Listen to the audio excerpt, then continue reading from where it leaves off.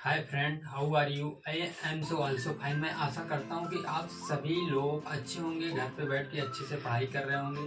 आज मैं जियोग्राफी के अक्षांश रेखा के बारे में तथा पृथ्वी के बारे में विस्तार पूर्वक अध्ययन करेंगे तथा इनके बारे में हर टॉपिक को क्लियर करने का प्रयास करूंगा। अगर ये वीडियो हमारी आप लोग को पसंद आती है तो आप लाइक, शेयर, कमेंट ज़रूर करके जाएं तथा आप कमेंट बॉक्स में ये ज़रूर लिखें कि आप किस चीज़ की प्रिपरेशन कर रहे हैं।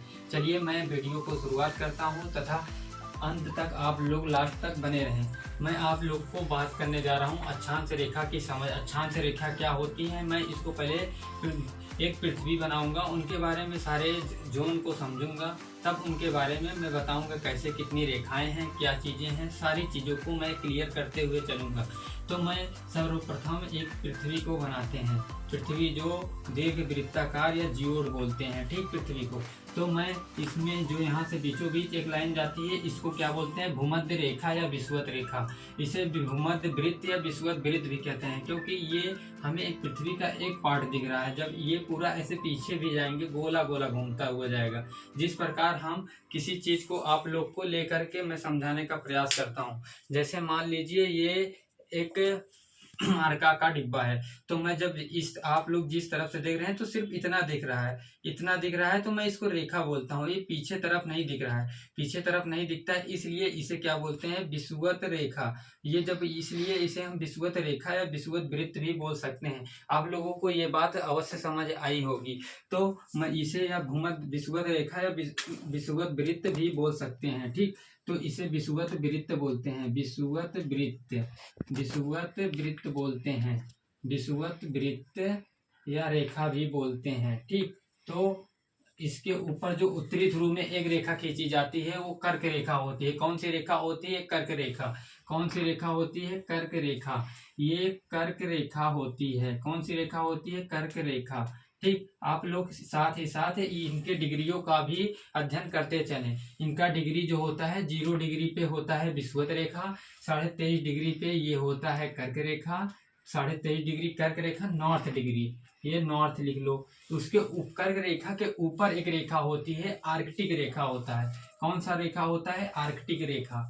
कौन सी रेखा होता है? आर्कटिक रेखा, आर्कटिक रेखा, ठीक, आर्कटिक रेखा, आर्कटिक रेखा, ठीक। ये कितने डिग्री पे होता है बाबू लोग? ये 66.5 डिग्री पे होता है। 66 सही 1/2 डिग्री बोलते हैं। ये कितनी डिग्री पे होता है? 66 सही 1/2 डिग्री। इसे आर्कटिक रेखा बोलते हैं। कौन सी रेखा बोलते हैं? आर्कटिक रेखा। तो ये कितने डिग्री पे है? 66 सही 1/2 डिग्री पे, 66 सही 1/2 डिग्री पे होता है। तो उसी प्रकार अब हम दक्षिणी दिशा में आ जाते हैं। दक्षिणी ध्रुव की तरफ जब आते हैं तो विषुवत रेखा या भूमध्य रेखा या विषुवत वृत्त के जैसे नीचे आते हैं दक्षिण ध्रुव दिशा में, तो यहाँ पे मकर रेखा बनता है। कौन सा रेखा मिलता है? मकर रेखा, मकर रेखा, ठीक, मकर रेखा मिलता है। और ये कितने डिग्री पे है बाबू लोग? ये 23.5 डिग्री पे है। कितने डिग्री पे है? 23.5 डिग्री पे है, 23.5 डिग्री पे है, ठीक। तो और हम मकर रेखा के नीचे भी एक रेखा होती है जिसे हम अंटार्कटिक रेखा बोलते हैं। कौन सी रेखा बोलते हैं? अंटार्कटिक रेखा। कौन सी रेखा बोलते हैं बाबू लोग? अंटार्कटिक रेखा, अंटार्कटिक रेखा बोलते हैं, अंटार्कटिक रेखा बोलते हैं। ये कितने डिग्री पे है? ये 66.5 डिग्री साउथ डायरेक्शन में है। कितने? 66.5, 66 सही 1/2 दक्षिण दिशा में, या साउथ लिख लेते हैं, ठीक। अब इसे हम उत्तरी गोलार्ध बोलते हैं। 90 डिग्री उत्तरी गोलार्ध। कितना? 90 डिग्री उत्तरी गोलार्ध बोलते हैं। इसे उत्तरी गोलार्ध बोलते हैं, ओके।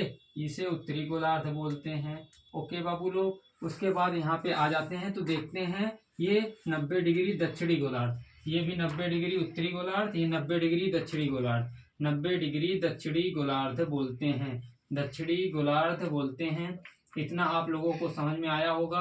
एक बार मैं फिर से रिपीट कर देता हूँ। जो पृथ्वी है, पृथ्वी को 5 जोन में हम बांटते हैं, 5 रेखा या 5 वृत्तों में बांटते हैं। सर्वप्रथम जो वृत्त को बांटा गया है, सर्वप्रथम जो वृत्त या रेखा को बांटा गया, पहले विषुवत रेखा को बांटा गया है।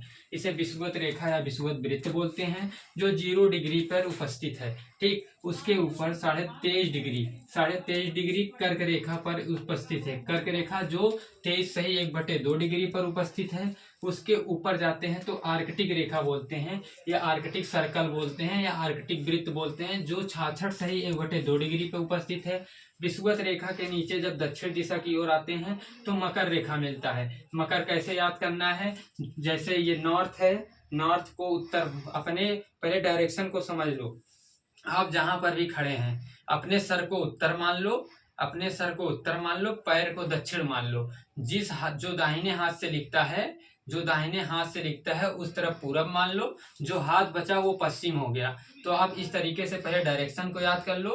तो क्या याद करोगे, पैर की तरफ, पैर लास्ट में रहा और मकर में भी लास्ट में रहा, तो इसलिए दक्षिण दिशा में मकर रेखा। विषुवत रेखा के नीचे जैसे आएंगे वहां पे आप लोग को मकर रेखा मिलेगा, फिर उसके नीचे जो आएंगे अंटार्कटिक रेखा मिलेगा। ठीक, तो यहाँ 0 से इस तरफ पहला नंबर। अब आप लोग का क्वेश्चन क्या बन सकता है, तो ये ठीक है।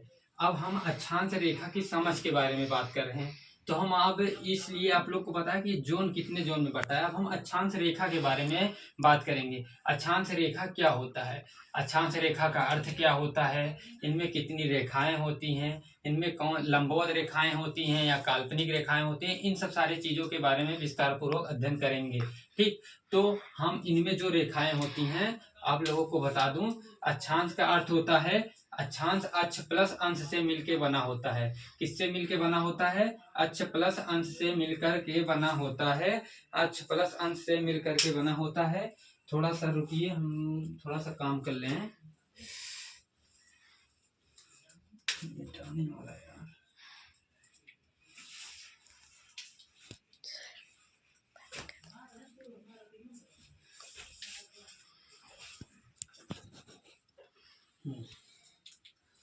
अब मैं इसको, आप लोग एक बार स्क्रीनशॉट ले सकते हैं, मैं इसको मिटा दूं तब मैं विस्तार पूर्वक बात करता हूं। तो आप ले आशा करता हूं कि आप लोग ले चुके होंगे। तो चलिए मैं आप लोग को यहीं पे खाली कर लेता हूं, ठीक है, यहीं पे खाली कर लेता हूं, बताने का प्रयास करता हूं। ठीक,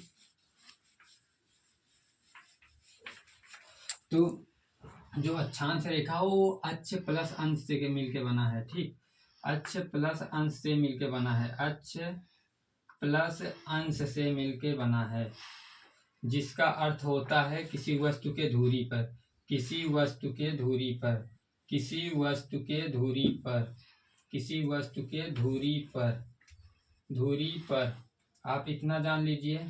और दूसरा पॉइंट आप लिख सकते हैं, जो अक्षांश रेखा होता है वो काल्पनिक रेखाएं होती हैं।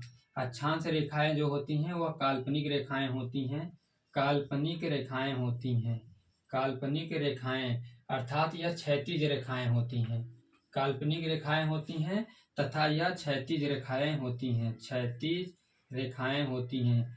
आपका दूसरा क्वेश्चन क्या बन सकता है बाबू लोग, दूसरा क्वेश्चन ये बन सकता है कि जो यहाँ विषुवत सबसे बड़ी रेखा, सबसे बड़ी काल्पनिक क्षैतिज रेखाएं किसे बोलते हैं, तो सबसे बड़ी काल्पनिक क्षैतिज रेखाएं विषुवत रेखा को बोलते हैं, जो 0 डिग्री पे उपस्थित होता है, तो इसे विषुवत रेखा को बोलते हैं। सबसे बड़ी काल्पनिक रेखा किसे बोलेंगे, विषुवत रेखा या भूमध्य रेखा को बोलेंगे। तो आप लोग इसको याद रखिएगा, विषुवत रेखा। अब इनमें लाइनों की संख्या क्या होती है, आप पहले इसको जानो। जो इनके लाइनों की संख्या होती है, 0 डिग्री से हम ऊपर की ओर जाते हैं तो 90 डिग्री, तो 0 डिग्री से जिसमें आते हैं तो 90 डिग्री, हर एक डिग्री के अंतराल पे एक रेखा खींची जाती है। तो 0 से हम जैसे ऊपर की ओर बढ़ेंगे तो 90 मिल जाएगा, तो 90 डिग्री नॉर्थ है तो 90 लाइन हो गया, प्लस 90 डिग्री साउथ, तो 90 लाइन इधर हो गया, साउथ की तरफ 90 लाइन हो गया, प्लस 1 डिग्री आपको यहाँ पे मिलेगा, आपको 1 डिग्री ये वाला मिलेगा भूमध्य रेखा, जिसे हम ये वाला बोलते हैं विषुवत रेखा, एक लाइन ये है, तो +1, तो ये पूरा जोड़ के 181 लाइन हो जाता है, 181 लाइन हो जाता है। तथा कभी कभी क्या पूछता है कि उत्तरी तथा दक्षिणी गोलार्ध को छोड़ करके इसे, ये एक बिंदु है, ये भी एक बिंदु है, ये भी एक बिंदु है, ये दोनों बिंदु को जब हम छोड़ देते हैं तो इनमें से जब 181 में से -2 को घटा देते हैं तो कहीं कहीं पर 179 रेखा की भी बात की जाती है। ठीक, मैं आशा करता हूं कि आप लोगों को 3 फैक्ट पहले समझ में आ गए, काल्पनिक क्षैतिज रेखा, अच्छा अंश किसी वस्तु के धुरी पे होता है, सबसे बड़ी रेखा विषुवत रेखा होती है, और चौथा नंबर आप लोगों को ये कितनी रेखाएं होती हैं इनके बारे में समझ में आ गया होगा।